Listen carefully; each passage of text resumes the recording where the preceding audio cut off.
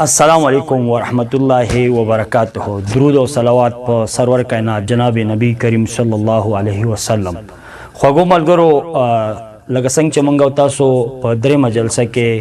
द इंग्लिशी पर हरूफ बान खबर वगले द गाग लिहाजा नोस राजू English literatures as a writing पर वीडियो को बदे खबर को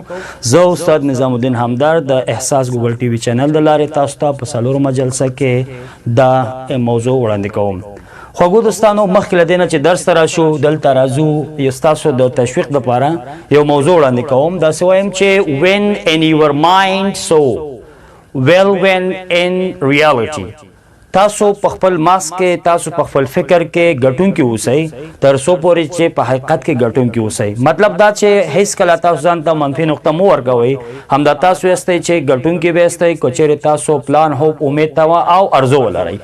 بیا دوستانو وایي چې never stop learning because life never stops teaching. هیڅ کله لپاره زده کړه مه د لاسه مه ورکوئ ولې چې ژوند همیش دپاره تاسو ته درس درکوي لکه زمونږ ستاسو جناب نبی کریم صلی الله علیه وسلم چې وایي د زنګونه تر قبر پورې علم زده کړئ یعنی د ژوند په هر وخت کې په هر قدم کې تاسو علم زده کړئ او وایي چې مهي چې هر کله د اوبو نه راوچت شي نو مهي تازه وي نو خوږو دوستانو دلته وایو چې زمونږ English letters په دوه برخو سره ویشل کیږي چې یو as phoneme او as grapheme. as a phoneme یعنی as pronunciation د انګلیسي حروف د غږ له لحاظه چې په مخکنی ویډیو کې هم په دې باندې خبرې کړې وي هغه نوی دوستان چې زمونږ د چینل ته راغلي یا راځي نو هغه کولای چې زمونږ تیری ویډیوګانې هم د پلی لیست څخه وګوري تر څو پورې چې د سیستم سره بلد شي او تر څو پورې چې زمونږ سره مخکې تګ وکړي خوږو دوستانو دلته راځو وایو چې as a grapheme د انګلیسي حروف په لیکنې بڼه یعنی د انګلیسي حروف څنګه د رائټینګ یا د لیکلو لحاظه یادول شو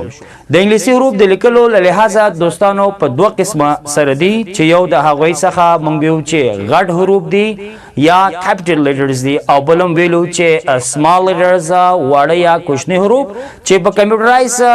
شکل کچیر مونږه اغلی کو نو هغه ته په کمپیوټرایز شکل غټ حروفو کې افر کیس ویل کیږي او په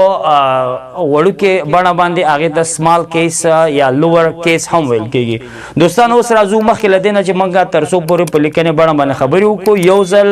د انګلیسي توري یا حروف تلفظ کوو چې هغه دوستان چې نوي دي کاغه د انګلیسي حروف په تلفظ کې مشکل لري چې تر حده پورې د هغې سره هم مرسته وشي راځو وایو A B C D E F G H I J K L M N O P Q R S T U V W X Y Z یا Z اوس دوستانو راځو د انګلیسي د لیکلو لحاظه دوستانو په انګلیسي کې دا یو قانون دی چې د انګلیسي حروف چې کله مونږ او تاسو لیکو یا انګلیسي مونږ لیکو نو انګلیسي به د چپ طرف نه لیکو برخلاف زمونږ د پښتو دري عربي او داسې نورو ژبو نه انګلیسي به د چپ طرف نه لیکل کیږي د کتابچې د چپ طرف نه د کتابچې د ورقې د چپ طرف نه دویمه قاعده دوستانو دا ده کله چې مونږ تاسو انګلیسي لیکو د انګلیسي لومړنۍ ورځو کې باید مونږ څلور خطه کتابچه ولرو تر څو پورې چې د انګلیسي د لیکلو قالب زموږ جوړ شي بیا بله موضوع دوستان دا ده چې کله مونږ تاسو انګلیسي لیکو د انګلیسي د لیکلو لپاره درې فارمیټس مونږ سره دي درې بلاکس دي یو فارمیټس هغه دا ده چې مستقیما په عمودي شکل کې باید مونږ تاسو زموږ لیکنه وي دویم دا چې زموږ چپ طرف ته مایل شکل کې لیکل وي چې د طرف ته چپ طرف ته لګ راګرځېدل وي او دریم ډول لیکل زمونږ په ښي طرف ته مایل وي نو هغه ستاسو خپله خوښه ده دوستانو چې تاسو کوم فارمیټ کوم شکل د لیکنو خوښوئ خو دوستانو راځو اوس مونږ او تاسو دلته د انګلیسي حروفو ته چې زه په لومړی دی حرف یعنې ا باندې کار کوم د ا حرف ته ګورو چې ا په بارنیو درې کرښو کې لیکل شوی دی او کوچنی وړوکی په منځنیو دوه کرښو لیکل شوی دی دوستانو دا مونږ څنګه مونږ ته معلومه شوه چې ا په بارنیو درې کرښو کې کې هغه سازمان چې د هغې سره د انګلیسي ژبې قرارداد دی چې هغه IFA انټرنیشنل فونیټیک اسوسییشن نړیوال سازمان هغوی داسې قرارداد ورسره کړی شوی دی چې د A حرف په بهرنیو کرښو کې په دغه شکل باندې لیکل کیږي که چیرې یو دوست د A حرف داسې ولیکي نه هرګز هیڅ کله به داسې ورسره ونه منل شي که چیرې بل ملګری داسې ولیکي یا که ملګری داسې ولیکي او که په چیرې په دا شکل سره ولیکل شي نو ټول دنیا یې ورسره مني ځکه چې د A حرف قرارداد په همدې شکل شوی همداسې که د B حرف ته راځو C حرف ته راځو D حرف ته راځو هر یو نو اوس دوستانو راځو دلته یو چې د B حرف غټ حرف په بهرنیو کرښو کې په دغه شکل او د B حرف وړوکی په بهرنیو درې کرښو کې په همدې شکل C حرف ته راځو C حرف په دغه شکل په بهرنیو درې کرښو کې او کوچنی وړوکی C په منځنیو دوو کرښو کې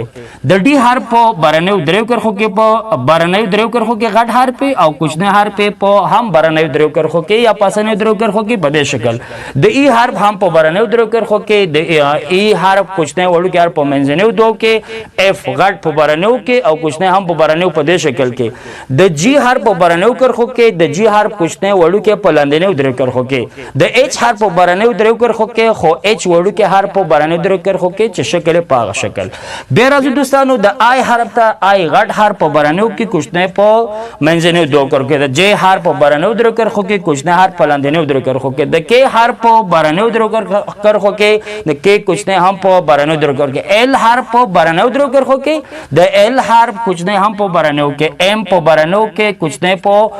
منځنیو کې N په بهرنیو درې کرښو کې کوچنی وړوکی په منځنیو دوو کې O په بهرنیو کې O وړوکی په منځنیو کې P په بهرنیو درې کرښو کې P وړوکی په لاندنیو کې Q په بهرنیو درې کرښو کې او Q وړوکی هم په لاندنیو درې کرښو کې R په بهرنیو درې کرښو کې R کوچنی وړوکی په منځنیو دوو کې S په بهرنیو کې S په وړوکی په